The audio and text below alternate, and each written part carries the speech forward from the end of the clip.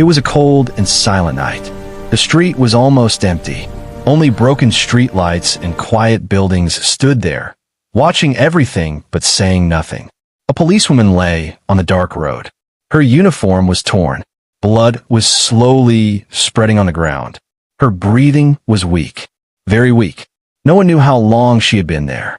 Just a few steps away, a single black man stood frozen. His hands were shaking. His heart was beating fast. He looked scared, confused, and lost. Blood was on his hands.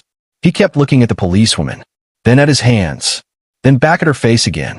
He was not running. He was not hiding. He was just standing there like his feet were glued to the ground. A car passed by slowly. The driver looked, then stopped. Within minutes, people started coming out. Phones came out too. Cameras were recording. Whispers turned into loud words. Is he the one? Why is he standing there? Look at his hands. No one asked him anything. No one listened. Police sirens finally broke the silence. Red and blue lights filled the street. More police cars arrived. Officers jumped out, hands on weapons. They saw the injured policewoman first. Then they saw the man. Everything stopped. All eyes were on him. Hands up, an officer shouted. The man slowly raised his hands.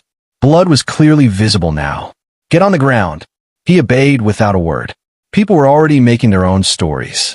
Social media was watching live. The man's face showed fear, not anger. Pain, not guilt. An officer pushed him down and put handcuffs on him. Cold metal locked around his wrists. The man finally spoke. His voice was low and shaking. I found her like this, he said. I tried to help. No one reacted. Paramedics rushed to the policewoman. They checked her pulse. They worked fast. She's alive, one of them said. The man closed his eyes for a moment. Relief mixed with fear. But his nightmare was just starting. An officer looked at him closely. Why didn't you run? He asked. The man swallowed hard. Because she needed help. That answer confused some officers. But others had already decided. They looked at his skin. They looked at the blood. That was enough for them. A phone camera zoomed in on his face. A voice behind the camera said, "This is crazy, another one caught." The man heard it. His whole life flashed in his mind. He thought about his small apartment, his long work hours, his quiet life. He had never touched a gun, never fought anyone, never wanted trouble. Yet trouble had found him. One officer noticed something strange. The blood on a man's hands was not splashed. It was smeared, like someone had tried to stop bleeding. But before he could say anything, another officer spoke loudly. "We got the suspect," he said. The word suspect hit the man like a punch. He tried again. "I pressed on her wound," he said. "She was bleeding bad. I used my shirt." His shirt was torn. It was true, but no one wanted to hear the truth yet. The ambulance doors closed. The policewoman was taken away. As she left, the man watched the ambulance disappear into the night. He did not know if she would survive. He did not know what would happen to him. Rain started to fall, soft at first, then heavier. It mixed with the blood on the road. It washed nothing away. The man was placed inside a police car. The door closed hard. Outside, people kept talking. Inside, the man sat quietly. He whispered to himself, "I did the right thing." But the world outside did not agree. As the police car drove away, one question stayed in the air.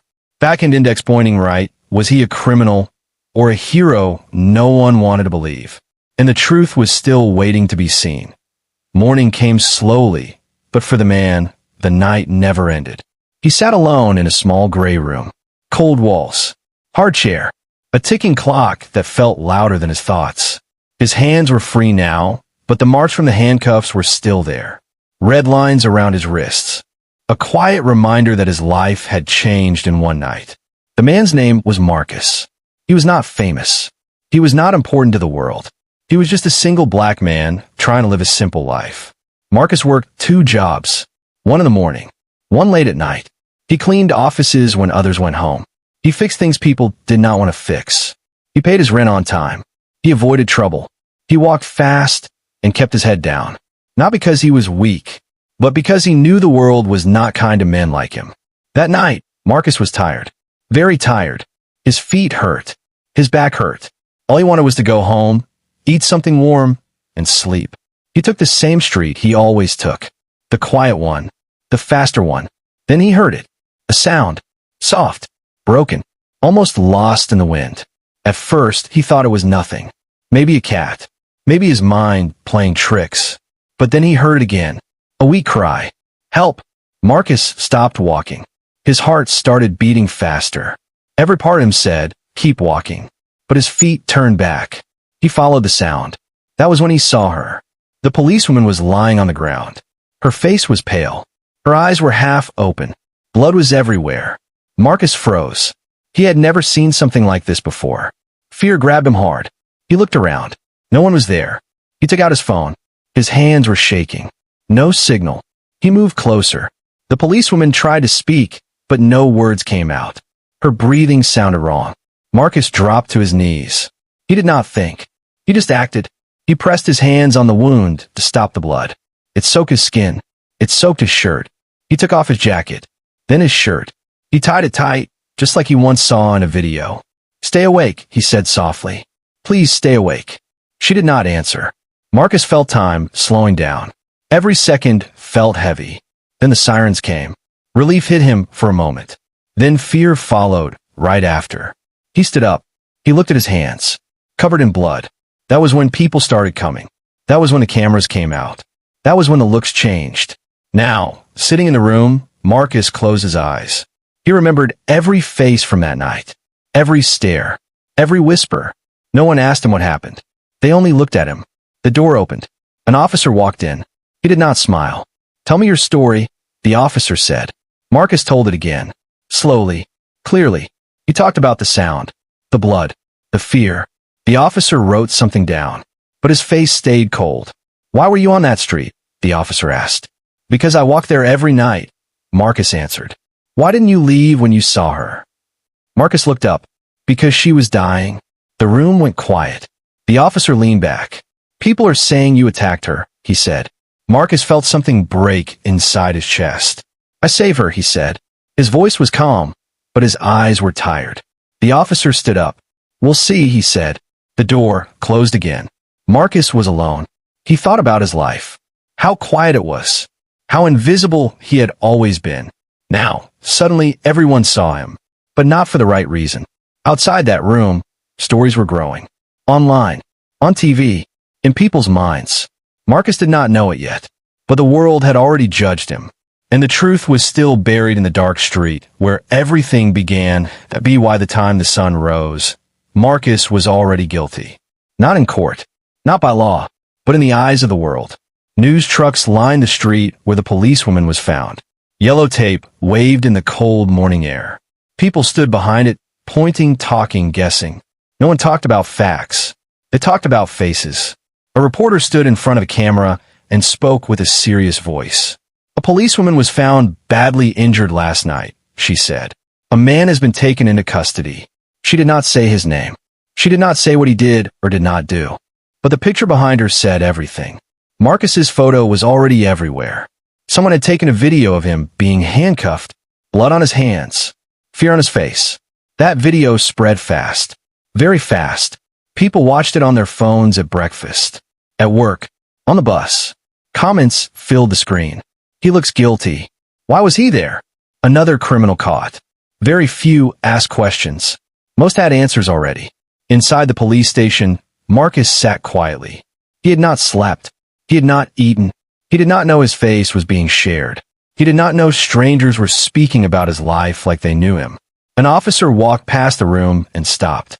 He looked through the glass. Marcus sat with his head down. His shoulders were low. He did not look dangerous. He looked tired. The officer's name was Daniel. He had been on the force for 10 years. He had seen many suspects. Angry ones. Loud ones. Men who denied everything. Marcus was different. Daniel watched closely. The blood on Marcus's clothes was dry now. But something about it stayed in Daniel's mind. It was not spread like a fight. It was pressed. Like hands holding pressure. Daniel moved on, but the thought stayed. Outside, the noise grew louder. A talk show discussed the case. People shouted opinions. One voice said, "Police don't get hurt for no reason." Another said, "He should be locked up." No one said, "What if he helped?" Marcus was finally taken to another room. This time, 2 officers were there. They asked the same questions again. Where were you going? Why were you there?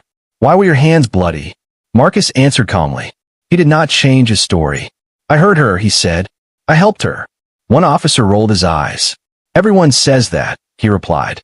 Marcus felt heat in his chest, but he stayed quiet. He knew anger would only make things worse. Hours passed. No lawyer came. No friendly face. Just silence and cold looks. Then something small happened. Officer Daniel walked into the room. He placed a photo on the table. It was a close picture of Marcus's hands from the night before. Do you see this? Daniel asked. Marcus looked. Yes. Daniel pointed. These marks. They look like pressure marks. Not attack marks. The other officer frowned. You saying what I think you're saying? He asked. I'm saying we should check everything, Daniel replied. The room went quiet. Outside, the public story was already written. But inside that room, a crack appeared. Daniel requested the street camera footage. The store cameras. Anything near that road. Just to be sure, he said. That same afternoon, Marcus was moved again. This time to a holding area. He sat next to a wall and closed his eyes. He thought about his mother's words from years ago. Always do the right thing, she used to say, even when no one is watching. He wondered if that was still true, because last night he did the right thing, and now he was paying for it. A guard turned on a small TV in the corner. The news was on. Marcus saw his own face on the screen. The words under it read, "Suspect in Policewoman attack." His stomach dropped. He looked away. Behind the scenes, Officer Daniel watched the first video footage load. The screen flickered. A dark street appeared. And then movement. Daniel leaned closer. Because the truth was about to speak, the screen was old. The picture was not clear. But it was enough. Officer Daniel leaned closer to the monitor. The room was dark, silent, and cold. Only the sound of the computer fan filled the air. The video showed the empty street. The same street where everything changed. Time moved slowly on the screen. Then a shadow appeared. Daniel paused the video. He played it again. And again. Someone was walking fast. Not Marcus. The figure moved with purpose. Head low. Stepped quick. Daniel felt a tight feeling in his chest. He pressed play.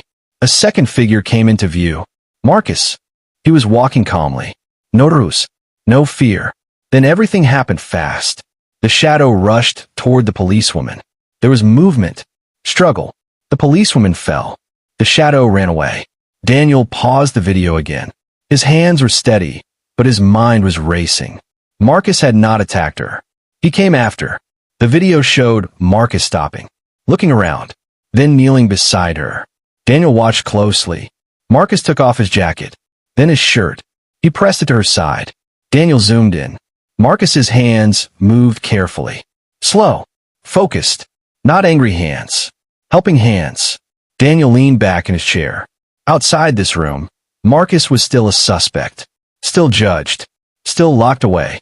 Daniel stood up fast. He walked straight to his captain's office. We need to stop this, Daniel said. We have it on video. The captain watched the footage. His face stayed serious. This changes things, he said quietly. But the damage is already done. News stories were spreading. The public had chosen a villain. The captain sighed. Get everything, he said. Clear angles. Timestamps. Witness list. Daniel nodded. He worked through the night. More cameras. More angles. Each one told the same story. Marcus did not attack. Marcus helped. At the same time, Marcus sat alone in a holding cell. He stared at the wall. The light never turned off. His mind played the same moment again and again. The blood. The sound of her breathing. He wondered if helping was a mistake. The door opened. An officer stood there. Come with me, he said. Marcus stood slowly. His legs felt weak. He was taken to another room. This time, Daniel was there. Daniel placed a bottle of water on the table. Marcus did not touch it. We watched the footage, Daniel said. Marcus looked up. And, he asked. Daniel spoke clearly. You did not hurt her. Marcus's breath stopped. We know, Daniel continued. You tried to save her. Silence filled the room. Marcus felt something heavy leave his chest, but it did not feel like relief. It felt like pain. Then why am I still here? Marcus asked. Daniel did not answer right away. Because the world moves slower than the truth, he said finally. Outside the station, a press conference was being prepared. Inside the hospital, The policewoman was still unconscious. Her condition was serious. Doctors worked around the clock. One nurse cleaned dried blood from her hand. She noticed something. Bruises. But not attack bruises. Pressure marks. Someone had held the wound tight. Back at the station, Daniel found something else. A broken radio near the scene. Not Marcus's. The policewoman's. It had been smashed. On it, a fingerprint. Not Marcus's. Daniel sent it for testing. The picture was clear now. Someone had attacked her. Someone had tried to silence her. And someone else had stayed. Marcus was moved out of the holding cell. Not free yet, but no longer treated like a criminal. He was given clean clothes. Warm food, but his name was still dirty outside. Daniel stood by the window and looked at the city. Truth was fragile. Lies were loud, but the camera had spoken. And soon, the whole world would hear it. The truth did not come all at once. It came in pieces. Small pieces. Sharp pieces. Officer Daniel stood over a table covered with photos and papers. Each one showed a part of that night. The broken radio, the dark street, the running shadow. Now it was time to understand why it all happened. Across the city, the policewoman lay in a white hospital room. Machines beeped softly. Her face looked calm, but her body was tired. Her name was Officer Sarah Collins. She was known as a serious officer. Quiet. Focused. She trusted rules. She trusted procedure. But that night, something went wrong. Earlier that evening, Sarah had been on patrol alone. She was not supposed to be. Her partner had called in sick. Backup was late. Then the call came. A report of a suspicious man near the old warehouses. No weapons seen. No clear danger. Sarah answered the call. She drove to the location. Slow. Careful. She saw him. A man standing near the corner. Tall. Hood up. When Sarah stepped out of the car, the man turned and ran. Sarah followed. Not far. Just enough to see where he went. Then everything changed. The man stopped suddenly. Turned around. Sarah reached for her radio. It was too late. Back in the present, Daniel studied the crime scene photos again. The angle of the fall. The blood pattern. Sarah was hit from behind. She never saw it coming. The attacker took her radio. Smashed it. Then he ran. Daniel leaned back. It was not random, he said quietly. She was targeted. In the hospital, Sarah's fingers moved. A nurse noticed. Doctor, she called. Sarah's eyes opened slowly. Light hurt. Pain followed. But memory came back. Flashes. Running feet. Cold ground. Daniel arrived an hour later. He stood near the bed, calm and quiet. Officer Collins, he said softly. I'm Daniel. She tried to speak. Her throat was dry. He waited. There was a man, she whispered. He ran. Daniel nodded. Do you remember who helped you? Sarah's brow tightened. Then her eyes widened slightly. Yes, she said. He stayed. Daniel leaned closer. What did he do? He pressed on my side, she said slowly. He talked to me. Told me not to sleep. Daniel felt his chest grow heavy. That man is being blamed, he said. People think he attacked you. Sarah's eyes filled with tears. No, she said firmly. He saved me. Back at the station, Marcus sat in a quiet room. He did not know what was happening at the hospital. He only knew the waiting was painful. Daniel walked in. He sat across from Marcus. She's awake, Daniel said. Marcus looked up fast. Is she alive? He asked. Yes, Daniel replied. And she remembers you. Marcus closed his eyes. A long breath escaped his chest. Daniel continued. She said you saved her. Marcus said nothing. His hand shook slightly. All this time, Daniel said, you were telling the truth. Marcus looked down. I didn't do it for thanks, he said. I just couldn't leave her. Outside, the real attacker was still unknown. But now, the story had new shape. Sarah gave more details. A dark jacket, a scar on the hand. Daniel sent the description out. The fingerprint from the radio came back. A match. A repeat offender. Violent. Known to attack officers. The net was closing in. That night, Marcus was finally allowed to leave the station. Not free in the eyes of the world, but free by law. As he walked outside, cameras flashed. People shouted questions. Marcus said nothing. Across town, Sarah rested in her bed. She stared at the ceiling. She thought about the man who stayed. The man everyone judged. The man who chose to help. The truth had been hidden in the dark. But now, It was walking into the light. The arrest happened before sunrise. No cameras. No noise. A small police team surrounded an old building near the warehouses. Lights were off. Windows broken. The suspect was inside. Officer Daniel stood behind cover. His jaw was tight. This was the man from the footage. The shadow. The real attacker. The door was forced open. Seconds later, the man was on the ground. Handcuffs locked. A deep scar was visible on his right hand. Daniel looked at it. It matched. The case was no longer a question. At the station, papers moved fast. Reports were corrected. Charges were changed. Marcus's name was removed from the suspect list. But removing words from paper was easy. Removing damage from a life was not. News channels changed their tone. The same reporters now spoke carefully. New evidence shows the man acted as a rescuer, one said. Videos were replayed. But this time, slower. People noticed things they missed before. The way Marcus ran toward the body. The way he knelt. The way he stayed. Online comments changed too. He didn't run. He helped. We were wrong. But some damage stayed silent. Marcus sat alone in his apartment. The room was quiet. Too quiet. His phone buzzed nonstop. Messages from strangers. Some said sorry. Some asked questions. He did not answer. He kept seeing that night. The blood. The fear. The handcuffs. Across town, Officer Sarah Collins prepared to speak. She insisted. I need to say it myself, she told the chief. She stood at the podium later that day. Cameras filled the room. Her face was pale, but her voice was strong. I am alive because of Marcus, she said.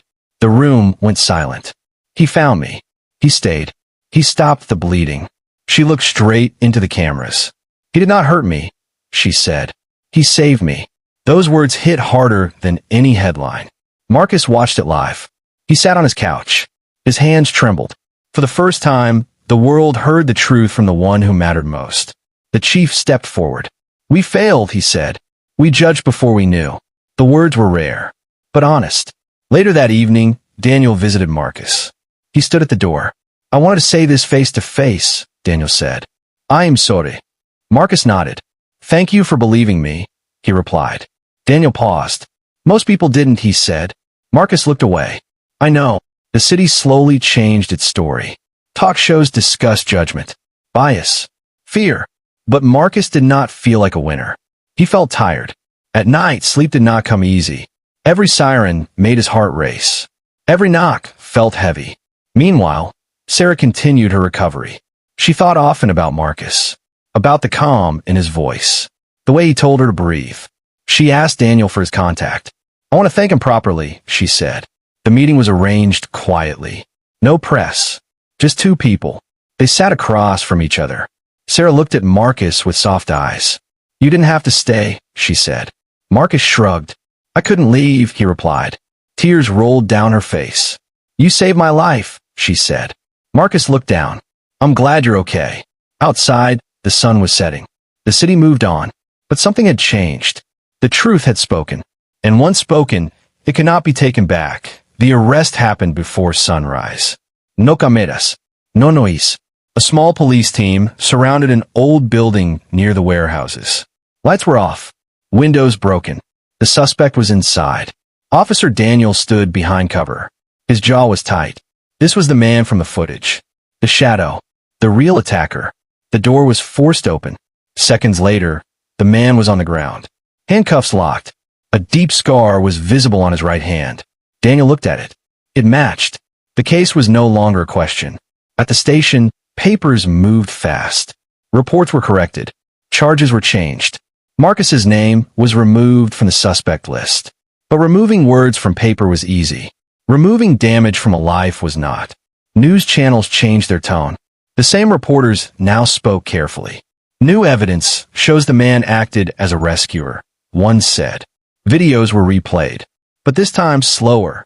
People noticed things they missed before. The way Marcus ran toward the body. The way he knelt. The way he stayed. Online comments changed too. He didn't run. He helped. We were wrong. But some damage stayed silent. Marcus sat alone in his apartment. The room was quiet. Too quiet. His phone buzzed nonstop. Messages from strangers. Some said sorry. Some asked questions. He did not answer. He kept seeing that night. The blood, the fear, the handcuffs. Across town, Officer Sarah Collins prepared to speak. She insisted. "I need to say it myself," she told the chief. She stood at the podium later that day. Cameras filled the room. Her face was pale, but her voice was strong. "I am alive because of Marcus," she said. The room went silent. "He found me. He stayed. He stopped the bleeding." She looked straight into the cameras. "He did not hurt me," she said. "He saved me." Those words hit harder than any headline. Marcus watched it live. He sat on his couch. His hands trembled. For the first time, the world heard the truth from the one who mattered most. The chief stepped forward. "We failed," he said. "We judged before we knew." The words were rare, but honest. Later that evening, Daniel visited Marcus. He stood at the door. "I wanted to say this face to face," Daniel said. "I'm sorry." Marcus nodded. "Thank you for believing me," he replied. Daniel paused. "Most people didn't," he said. Marcus looked away. "I know." The city slowly changed its story. Talk shows discussed judgment, bias, fear. But Marcus did not feel like a winner. He felt tired. At night, sleep did not come easy. Every siren made his heart race. Every knock felt heavy. Meanwhile, Sarah continued her recovery. She thought often about Marcus, about the calm in his voice, the way he told her to breathe. She asked Daniel for his contact. "I want to thank him properly," she said. The meeting was arranged quietly. No press. Just two people. They sat across from each other. Sarah looked at Marcus with soft eyes. "You didn't have to stay," she said. Marcus shrugged. "I couldn't leave," he replied. Tears rolled down her face. "You saved my life," she said. Marcus looked down. "I'm glad you're okay." Outside, the sun was setting. The city moved on, but something had changed. The truth had spoken. And once spoken, it could not be taken back. The city moved fast. New stories replaced old ones. New faces filled the screens. But for Marcus, time moved slow. He walked through the streets like before, but nothing felt the same. People looked at him differently now. Some stared with shame. Some nodded with respect. Some still whispered. Marcus did not know how to feel. He had been called a criminal, then a hero. But inside, he was still the same man. Quiet, tired, trying to live. One afternoon, his phone rang. An unknown number. He almost ignored it, but something told him to answer. "Marcus?" a woman's voice said. "Yes. This is Officer Sarah Collins." Marcus went silent. "I wanted to ask," she continued softly. "Can we meet?" They chose a small public hall. Simple. No cameras allowed. But the world did not listen. Someone leaked the news. By the time Marcus arrived, people were already there. Reporters. Cameras. Crowds. Marcus stopped at the door. His heart beat fast. He thought about turning back. Then Sarah arrived. She walked slowly, still weak, but standing tall. When people saw her, everything went quiet. She walked straight to Marcus, looked at him, then did something no one expected. She hugged him, tight. The cameras exploded with flashes. But Sarah did not care. She stepped back and faced the crowd. "This is the man who saved my life," she said loudly. Gasps filled the air. "I am alive because he stayed," she continued. "Because he chose to help when he could have walked away." Marcus felt his throat close. He had no words. Sarah turned to the reporters. "You judged him," she said. "You accused him. You were wrong." No anger in her voice. Just truth. The crowd was silent. One reporter asked, "What do you want to say to the people watching?" Sarah looked at Marcus first, then back at the cameras. "I want you to understand something," she said. "Doing the right thing should not destroy a life." Marcus finally spoke. His voice was low, but clear. "I didn't help her to be a hero," he said. "I helped her because she was human." That moment spread everywhere. Not as anger, not as drama, but as shame. People shared the clip. This time, with different words. He stayed. He helped. He was judged. Schools talked about it. Workplaces talked about it. The story became bigger than one night. Marcus returned home later that evening. He sat by his window. The city lights blinked outside. He felt something he had not felt in a long time. Peace. Not because he was praised, but because the truth was finally seen. Days later, Marcus received a letter from the police department. An apology. Official. Written. He read it slowly. It did not erase the fear, but it mattered. Sarah continued her work, slower now, wiser. She often spoke about that night. About trust. About judgment. About the man who stayed. Marcus went back to his life. Same job. Same streets.